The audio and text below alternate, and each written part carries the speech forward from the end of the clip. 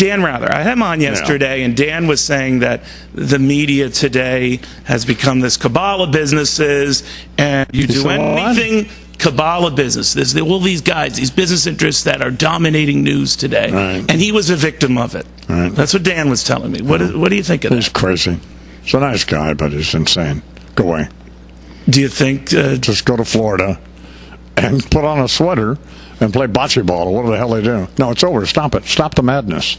But do you think there's a truth to what he says, that CBS has wiped him off the slate as if he never existed there? Well, because he acted like a lunatic there. I mean, come on. I mean, at some point when you work for these big corporations, whether it's the News Corp or whether it's GE or whoever it's for, when you start to get so nuts that stockholders start complaining, and they start having board meetings and say, "Hey, man, I mean, do we need this?" And the answer is no, we don't need this. So, but that happened to you. Well, exactly. So, but is that fair or right? Well, of course. I mean, you have an obligation if you work for like News Corp, or if you work for GE, if you work for CBS, to behave yourself. Yeah, but GE didn't stand by you. Well, they shouldn't have. Well, on what basis? They should have fired you? Well, I don't know about that, but I see that guy. But my feeling about all of that, and it always has been, goes back to if I hadn't have made the comment. And it's not important whether I was kidding or not. Obviously I was, but I think that's irrelevant. But then we don't have any other kind of conversation. So it starts there. It starts with the comment. So they get put in a position, in this particular case, CBS, what are they going to do? So, I mean, with me, I mean, I fully understood that. It's probably what I would have done. I didn't see any way, considering the way the whole media firestorm and how it got so blown out of proportion. But I didn't see that they could do anything else that made any sense, you know. Do you remember those who then suddenly abandoned you, though? I mean, Donald Trump was once saying, "Neil, I remember every slight, and I never forget it." What about the people who then jumped off your bandwagon and then started kicking it? Some of them, you know, but that's not a big deal. You don't have names on a list? No. You don't have people who are forbidden ever to appear with you?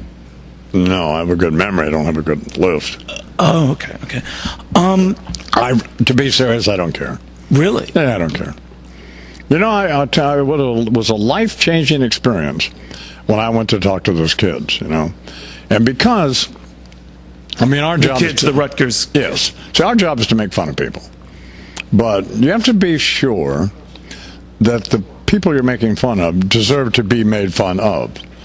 That they're public figures, that they have the means to defend themselves, and that in making fun of them, it's not some demeaning characterization, whether you think it's funny or not.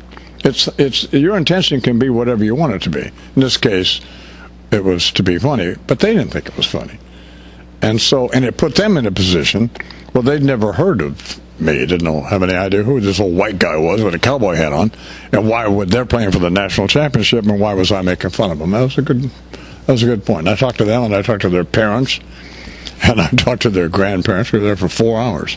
And I stress you were talking to them after you were let go, so you know you were genuinely doing because you wanted to talk to them. Well, I said I would do that. Right. So, but and so. You know, and there was discussions on the part of people who liked me and defended me, like Sean Hannity and many others, Opie and Anthony, all kinds of people. Neil Cavuto. And Neil Cavuto, yes. Well, fine. That my life should be put in context, and all the good things I'd done should also be considered.